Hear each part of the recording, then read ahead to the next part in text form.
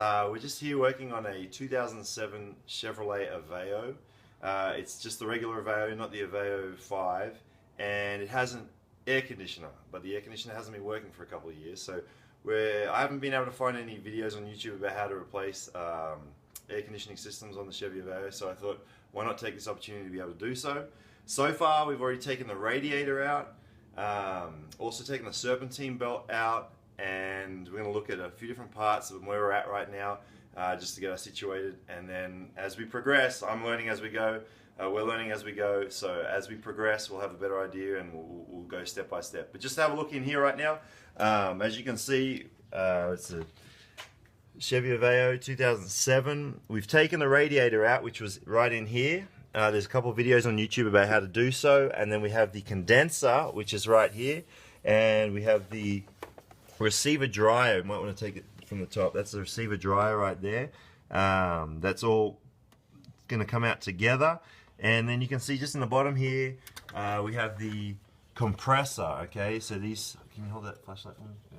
The compressor right here, these are the lines in and out.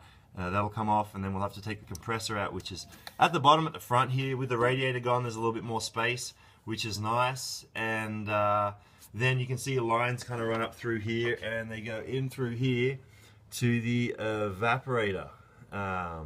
There's also the expansion valve, which is in there as well. Alright guys, so this is my buddy Kenny. How we doing, Kenny? Doing good. Good. And see, the first step for us is just taking out the condenser, right? Yeah, we're just taking the condenser out. There were a couple bolts, one right here, same one on the opposite side, one down here as well. Let me see, there's ones at the bottom there we're going to be working on in a minute, and that one right there, and then there's one right here which he's taking out at the moment, and then the same thing on the other side, right? Yeah, same thing. Good. So, just as on a word of advice regarding the Chevy Aveo.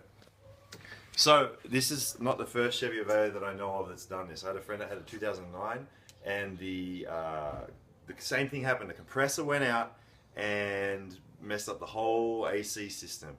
So I took this car down to the AC specialist today, and he was looking through it, and he said that there's fragmentation from that compressor that's gone throughout the entire system, and he said we need to flush the different parts. So we're going to replace the condenser and the receiver dryer. We're going to replace the expansion valve. We're going to replace the compressor. We're going to get all those lines that you can see in there that we'll go through a little bit later. We're going to get them all flushed, and we're going to get the we're going to try and get the evaporator flushed. The evaporator says it's an 11-hour job to get it out of the dashboard. So we're hoping we can just flush it and try and get any parts that are still in there out. But we'll have updates on that as we go. But yeah, we're taking the condenser out at the moment, and can you keep up the good work? Alright, so we're looking at the top of the compressor right there, and the condenser is just here, as you can see. And I want to show you that bolt that we took off just a second ago. Kenny took off this one under here. Okay, right on the top there. It focuses, you can see it right there. That one we took out, okay, and that should allow us to take that hose off, which then will give us that condenser out. And I just took off the bolt right there. You can see it. It was just a 10mm. Just undid the bolt out of there, and then this just rotated. And then we're going to take out the this condenser. We're going to pop it out here in a minute, but we've got to get on the top of this compressor. We've got to take that bolt off, I believe, to loosen this bottom. I think it's a low pressure line, but we'll find out as we go. But yeah, that's what we're going to take out next. This is the top of the compressor right there. I just took that off. That's a 14mm nut that you take off there, and then that just literally, I just pull that off and it pops off there, and you can see the in and out for the compressor right there. Alright, so the condenser's all loose there, and Kenny will show you it's all loose, and all these pipes are still connected down here. But if you follow these pipes up, you'll notice that they come up to a point just in here, okay, where the high and low pressure line kind of cross over each other, right there. Okay, so this nut right there, okay, that's got to come out. And I think to get these two pipes apart, we're going to have to take this one off right there. Okay, that little guy right there, and then those pipes should come apart. So far, even with this, let me see if we can get down there. The angle is kind of tricky to get, but let me take this down. So far, this little part here has not been able to get apart. I'm going to get a better view for you so you can see it. Just so far, this little part has not been able to come apart yet. I just tried to pull on it a second ago. It doesn't want to come apart yet, so we'll loosen this this bolt and nut up the top here, and hopefully we'll get a better idea when we get it out of the car, out of the engine bay. Alright, so we got it off. If you look down here, this is the bottom of the condenser. It's a line that's going either in or out of the condenser, but I said a little earlier it was hard to get it off. What I ended up doing was just tapping it a few times with a wrench, or a spanner as I like to call it, and then I just pulled it apart and it popped off. Now, if you're not going to get these lines all cleaned, you want to put a bag over the end of them and then tape them off so that it doesn't get any junk in there. But the lines on this Chevy Aveo are completely full of stuff, so we're going to get them flushed out, pressure flushed out in the morning at a AC specialist. So, but that's where we're at right now. All right, so we got the condenser. We've taken out that attachment at the bottom there, and now if you look down the back side of it, or the front, if you just hold that light for me, Kenny, yep, it'd be great. If we look down here, you're going to notice, all right there, smack bang there, right where my boot is, okay, there is a bolt that's there that needs to be taken off. You take that bolt off, and we should be able to take this condenser straight out. All right, we'll get that out. Alright guys, so just to show you, this is the bolt I was talking about before, and it's the 12 mil. It's funny, you know, these Chevrolets, how American made, yet everything's still in millimeters. So I'm just going to take that out, and then it might need a little bit of a tap, like I said before with the other side, needed a bit of a tap, and then we should be able to get this condenser out. So let's see how we go. That bolt's out, alright, give it a little tap here. Alright, and I'll see if it comes out. No. Sec. Get some pressure.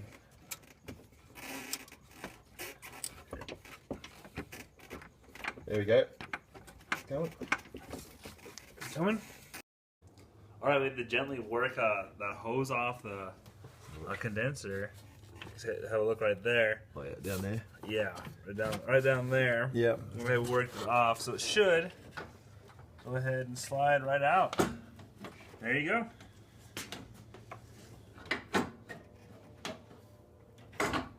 All right, winner. And you can see the receiver dryer can hit your right hand there. Yeah. Yeah, that's attached. And so we've got a new one. It's over here in the box, and that new one in the box has got the receiver dryer attached to it as well. Okay. Good deal. Sweet, so we've taken our condenser out. Okay, we've taken off the high and low pressure into the compressor, and then we've taken out this nut off here, which then releases this bracket so that these lines will come out. But they continue under here, under the airbox, and through here, and then in the back here is where I believe the expansion valve is. Okay, so we're going to replace the expansion valve, but we want to open up the openings to the evaporator, which is inside the dashboard. So we're going to try and take this off. Be able to do that, I think we're going to have to take this airbox off. So that'll be our next step. Rightio, so the airbox is out, and if you've gotten to this point, you probably figured out how to take it off. But there's a couple of screws right there, one right there that you'll take out, and then obviously you'll have to loosen it up and take it off. And I just put that Ziploc bag over the end there so no dirt gets inside. And there's a plug as well that just pops off. But that's allowed me to get this 12 mil nut off here. That was a 12 mil that holds it, those pipes on the expansion valve. And then if you look just down in there, there is a 10 millimeter, there we go, 10 millimeter that holds that little bracket in, okay, for the low pressure lines. So that'll be the next job. Alright, so the lines are off the expansion valve, as you can see, and low pressure lines give me a little trouble trying to get it out. I got the high out, which was down in there. So next job for me is to take the compressor out. So here we go. Alright, so the compressor, we got 2 bolts on the top, 12 mil, and then I'll bring you around the bottom here, and we'll see how we're looking from the bottom. Pretty much the same thing, we just got 2 bolts. Get around here. There we go. 2 bolts beneath. I've already taken this one out. As you can probably see, that one over there is out, and then this one over here, it's not really in focus. Let me try that. There we go. Alright, that one is just coming out right now. Anyway, so I got those out, and it's already loose, as you can see. So I'll just finish taking those out, and I did already earlier unplug it. So as you can see here, the plug's already out for it. So They just need a couple of screwdrivers on either side just to pop that out. And you'll be right, mate. No worries. Keep up the good work. So the old compressor's out, which is good news. I'm still having issues with this line that's in here. If I can show you which one I'm talking about. This little low pressure line right here. And I hope I got my lows and highs right. I'll kind of know more when I start putting it back together. But I'm going to try and untake this bolt right here and this other one here. There's a line that's running through here that I think will help. If I get that out, maybe I can shimmy this out, because it goes all the way up through here and there's nowhere I can kind of disconnect it. And I've got to get this out of here. So we'll see how we go. That's the next step. Alright, and there it is. It's out. And I tell you what, it really helps. There's the other one. Okay. Now usually if you weren't having to clean all this out, you'd cap them all off so no dirt got in there. But anyway, I'll show you down here. These getting these off here. This is the I think the transmission fluid. Or power steering fluid, one or the other, but that line, getting that off there and that off this side, really helped. And it's attached to this fella. You got to get off anyway when you're taking off the it's your power steering fluid. But you got to take that off when you're getting the radiator out. So that really helps to get that out. You got to kind of wiggle it way up around here, and then you'll finally get it pivoted enough so you can get it out of that spot where your expansion valve is in there. So yeah, if at first you don't succeed, try again. Hey guys, a lot has happened in the last 24 hours. I just kind of want to give you a recap and give you some perspective on where we're at right now and what's taken place. So we're doing the AC system. Already replaced the compressor, and what we noticed is the compressor had gone really bad, and it had kind of exploded, and all the insides of it had gone throughout the whole system. So we needed to clean each of the different components out. I replaced a few of the components. But what happened was I wasn't able to replace the lines, so we had to clean the lines out. And you see them lines are over here. All the high and the low pressure lines, they've all been cleaned out, and they use a pulsating cleaner. I was over at the AC specialist and they did that. If the lines aren't that bad, there's a tool you can get which hooks up to an air compressor, and it puts high velocity pulse of like an AC flush or some sort of liquid that's alcohol based through these lines to get out any of the old oil. But they used this special tool that they had to get some of the heavier junk out of the inside of those tubes that had a lot of the buildup. So all these AC lines right here have been cleaned. The new compressor is in, as I showed you a little bit earlier. And what I'm going to start doing right now is start putting it back together. Now, the new, as I can show you in here, the new expansion valve has been put in as well, and I put a couple of pieces of tape over there, so as I drove it back from the AC specialist, they didn't get any junk or anything in that evaporator. Now the evaporator that sits in the dashboard, I did not take out. It's still in there. We flushed it. We used that air compressor hooked up to that bottle with the AC flush in there, alcohol-based one, and we flushed that out, and it went pretty well. It came out pretty clean in the end, so that was really good. I've replaced the serpentine belt on here. I've replaced the tensioner pulley on there since we spoke last, and I've taken the radiator back out again because I had to put the radiator back in so I could drive it to the AC specialist. And really all the AC specialist did was the cleaning. I'm doing all the other parts, but I didn't have those tools to be able to clean it, so I took it there. Very helpful. Arizona Auto Refrigeration, I put a great plug in for those guys because they were amazing. They were very helpful and showed me a lot of stuff too, which is really good. But so my next steps now is to get these lines back in place, to make sure I've got new O-rings on each of those joins, and to put them back together. Once those are back together, I'm going to put the condenser in, put the radiator back in, and we're going to put the oil in the compressor, and then attach that, and then we're going to do a vacuum, evacuate the system if it holds a vacuum for about 30 minutes. Then I'm happy we'll start putting the R134A in there, the cooling gas that goes in there. So let's see how we go. Alright guys, so we've taken the high and the low pressure lines, and we've started wiggling them back in. Now to do that, you'll see them here. Okay, we have our lines and they're attached. I haven't put the bolt on in there yet against the expansion valve, but I've just placed it on there so it's centered. And all of the little O-rings I replaced. And when you put the O-rings on there, they recommend putting a little bit of that oil that you put in the compressor on each of those O-rings. So there's a little bit of oil on each of the O-rings for both of those ones. and then these lines come here, and there's a join that sits right above here that you can see. So we've put some oil on the O-ring there. We made sure those lines are nice and clean. I'm tightening these up together, and then these lines run down here, and if you can come over the top here, you can see there's one, and the other one's right here, and then that one will attach to the condenser in the front, and then this one, and we'll adjust a little bit. Sorry, this one will go into the top of the compressor, and then this one will go into the condenser. So that's what we're looking at the moment. Good stuff. Alrighty, guys, so we've attached the high and low pressure lines to the top of the compressor there, and down at the bottom of the condenser there we've attached the low pressure line and high pressure line in there, sorry.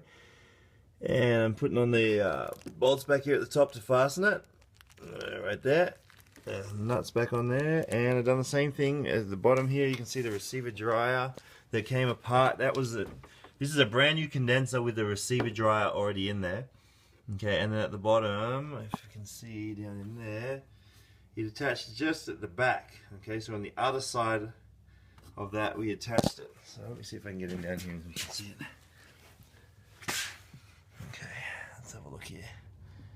Yep, that's where it attached, underneath there. Okay, so that bolt is what holds that low pressure line to the other side of the receiver dryer. So that's where we're at. Good stuff. Alright, so all of the high and low pressure lines are being connected to all of the components. So the AC system is hooked up. I put the oil in the compressor, and so once the oil's in the compressor, before you turn it on, you're supposed to turn it over by hand about 20 times. You get 20 rotation, and that pushes the oil through and makes sure it gets into all the different nooks and crannies. So that is what I'm going to do next. Compressor's down there, okay, and the back side of it we can see down there, okay, at the bottom. I'll have to get there by hand and turn that over about 20 times, and that'll get that oil through the system. Once we've done that, then I'll put the radiator back in. We'll put the air box back in, air hose, connect it up, and we will start evaporating the system. We need to completely evacuate all the pressure from all of these hoses, all the air that's in there, and all the moisture.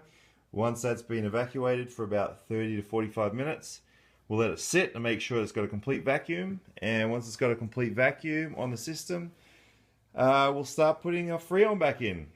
Good stuff. Alright, hey guys, it's been a long day, but it's been a good one. We're at the point now where I've hooked up all the lines, I put the radiator back in, and the fans back in, and I put the airbox back in, and what you can see right here is I got my manifold gauges, okay? I got them hooked up to the low and the high pressure lines, which are back in there. And I got my vacuum pump, which is hooked up to this yellow line in here, okay? And I've got the low pressure line open, okay? And if we can see that as we zoom in, what you can see is it's creating a vacuum in there, okay? Let me zoom in on that so you can focus it right there. There we go. Alright, so it's creating a vacuum. I'm going to run this pump for about 45 minutes or so. And then I'm going to shut it off, and that'll take all the moisture and all the air out of all these tubes that we've just all connected, okay? And then what we're going to do after that is we're going to put our Freon, our R134A into the system,